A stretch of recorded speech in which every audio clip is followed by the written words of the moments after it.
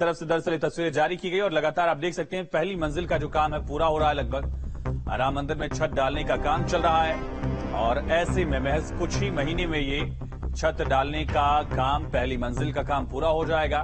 फिर फिनिशिंग का काम और फर्श का काम किया जाएगा। इसके साथ ही दूसरी मंजिल का काम भी शुरू कर दिया जाएगा। ये भी हो सकता है। दरअसल 2024 में मकर संक्रांति तक भगवान श्री राम लला अपने गर्भगृह में विराजमान होंगे और ये ट्रस्ट की तरफ से तस्वीरें जारी की गई हैं। देखिए, मंदिर अब आकार ले चुका है। पहली मंजिल पूरी बन चुकी है, बिम लगा दिए गए हैं और आप देख रहे हैं कि पूरा जो एरिया है अब वहां छत डालने का काम चल रहा है। और ठीक यहां पर जहां पे एक भगवा झंडा भी ध्वज पताका लहराती हुई देख रहे हैं, यहीं पर भगवान श्री राम लला को विराजमान किया जाएगा, पुनर्स्थापित किया जाएगा। 500 वर्षों के एक तरह वनवास के बाद भगवान श्री राम लला वहां विराजमान किए जाएंगे। दिन रात मजदूर लगातार काम में जुटे हैं और नागर शैली में यह मंदिर बन रहा है। इसके साथ साथ भगवान श्री राम की जो प्रतिमा है उसको उकेरने का काम भी कुछ ही दिन में शुरू हो जाएगा। तो एक्सक्लूसिव तस्वीरें आप देख रहे हैं। राम मंदिर अब बनकर आकार ले रहा है और साथ ही पहली मंजिल का काम पूरा हो गया, सिर्फ छत लगनी बाकी है।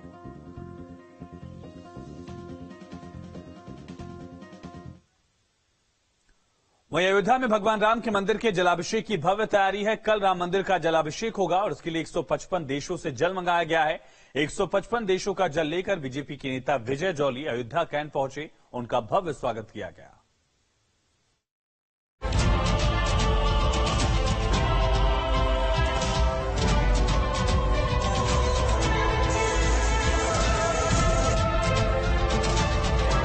अयोध्या में भगवान राम के मंदिर के जलाभिषेक की तैयारी हो चुकी है। 155 देशों से लाया हुआ जल भी अयोध्या पहुंच चुका है।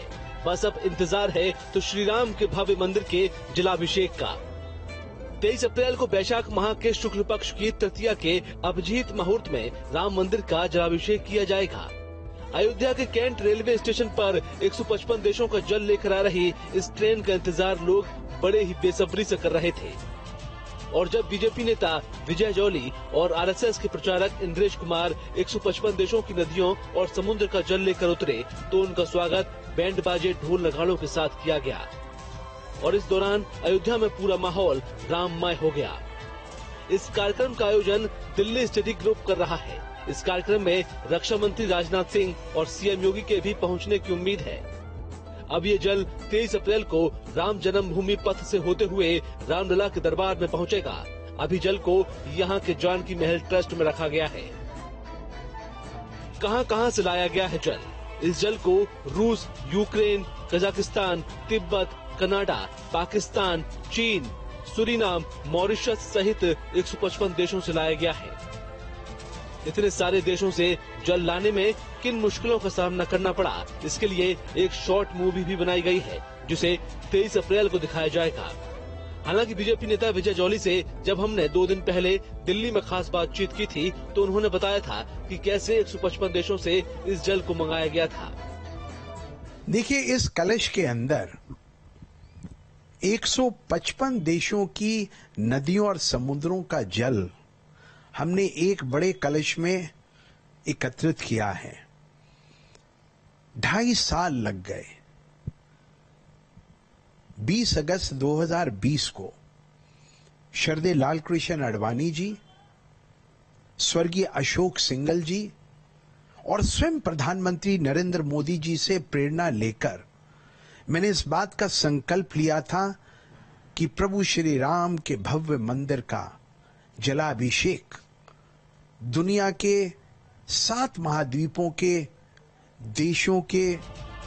वहीं इस पवित्र जल में पाकिस्तान की सिंध नदी और रावी नदी का भी जल शामिल है। पाकिस्तान के हिंदुओं से जब मैंने संपर्क किया कि राम मंदिर के लिए अभिषेक हेतु मुझे पाकिस्तान की रावी नदी और सिंधु नदी का जल चाहिए, तो उन्होंने हाथ खड़े कर दिए। जो पाकिस्तान में हिंदुओं की दयनीय स्थिति है, जिस प्रकार से उनका शोषण होता है, उन्होंने कहा अगर हमने जल भेज दिया तो हमारा सर कलाम हो जाएगा। मैंने पाकिस्तान में सिंध प्रांत के हिंदुओं से संपर्क किया। उन्होंने पूजा और पाठ कर इस जल को पहले दुबई भेजा और दुबई से मुझे ये भारत मंगवाने का सुअवसर मिला। फिलहाल अब अयोध्या ये पवित्र जल पहुंच चुका है और 23 अप्रैल को राम मंदिर का जलाभिषेक होगा। तो राम मंदिर भी धीरे धीरे आकार ले रहा है। राम मंदिर की भव्य तस्वीरें सामने आई हैं, जिसमें मंदिर की पहली मंजिल का लगभग काम पूरा हो चुका है। बस अब छत डालने का काम चल रहा है। ये तस्वीरें श्री राम जन्मभूमि ट्रस्ट ने जारी की हैं। Team news state. काशी से निकली हुई बात पूरी दुनिया में पहुंचती है। श्री काशी विश्वनाथ धाम से दिया गया संदेश विश्व भर में फैले सनातनी मानते हैं, लेकिन अब योगी सरकार की पहल पर श्री काशी विश्वनाथ धाम में मोटे अनाज का चढ़ा हुआ लड्डू प्रसाद के रूप में लोगों को मिलने लगा है।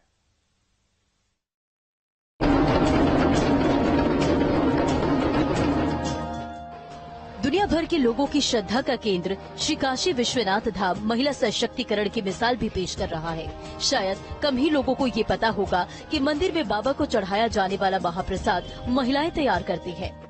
देश के बड़े मंदिरों की तर्ज पर अब काशी विश्वनाथ मंदिर में भी महाप्रसाद कुछ इस तरीके से मिल रहा है। इस महाप्रसाद को तैयार किया जाता है वाराणसी की गृहिणियों द्वारा, जो पूरी तरीके से साफ सफाई का ध्यान रखते हुए समूह के अंतर्गत ये महिलाएं महाप्रसाद को तैयार करती हैं। तस्वीरों में आप देख सकते हैं कि किस तरीके से महिलाएं लगातार महाप्रसाद को तैयार करती हैं, जिसमें खास तौर पर ये लड्डू होता है, जिसमें मेवा, सूजी, ये सब काजू किशमिश सब मिला रहता है और साफ सफाई का विशेष ध्यान दिया जाता है महाप्रसाद को बनाने में। प्रसाद में शुद्ध घी और खोआ का भी स्वाद शामिल है। इसमें आटा, सूजी, बेसन, खोआ, चीनी, देसी घी, इलायची, गुलाब की पंखुड़ी, यहाँ 1 से 2 कुंटल तक तैयार हो जाता है जी। तो आप लोग कब से ये काम कर रही हैं? लड्डू बनाने में महिलाओं के साथ पुरुष भी सहयोग कर रहे हैं।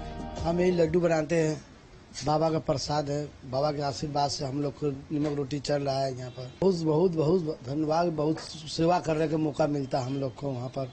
बाबा की कृपा है हम लोग के ऊपर की, इसी से परिवार पूरा चलता है हम लोग का। वाराणसी में बाबा दरबार का प्रसाद बनाने में ये महिलाएं जुटी हुई हैं और रोज 1 क्विंटल तक प्रसाद बना रही है।